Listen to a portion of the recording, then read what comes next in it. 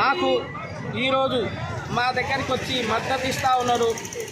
మాకు లోకల్గా ఉన్న కార్పొరేటర్లు అయితే ఏంటి, మరి ఎమ్మెల్యే గారు అయితే ఏంటి, మాకు ఫోన్ ద్వారా మరి సమాచారాన్ని తెలుసుకొని వారు మీకు ఏం జరుగుతుంది, మీ సమస్యలు ఏందని చెప్పేసి మరి స్థానికంగా ఉన్న చుట్టుపక్కల కార్పొరేటర్లు, కొంతమంది వార్డు మెంబర్స్, మరి ఇతర రాజకీయ నాయకులు మరి మాకు మద్దతు తెలపడం జరుగుతోంది. మా యొక్క కుల సంఘానికి అన్యాయం జరిగిందని వారి దృష్టికి వెళ్ళడం ద్వారా మరి ఇతర కులస్తులు కూడా మాకు మద్దతు తెలపడం జరుగుతూ ఉంది. మరి కాసేపట్లో మీడియా మిత్రులు కూడా వస్తూ అంటున్నారు. దయచేసి మేము ప్రభుత్వ అధికారులకు ఒక విజ్ఞప్తి చేస్తూ ఉన్నాము.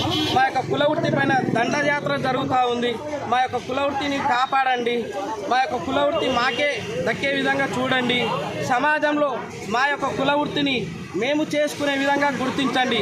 ఎందుకంటే ఇతర కులస్తులలో మేము వెళ్ళి పని చేయలేము. మా యొక్క కుల వృత్తిలో వేరే వాళ్ళు రావద్దని మేము మీకు విజ్ఞప్తి చేస్తూ ఉన్నాము.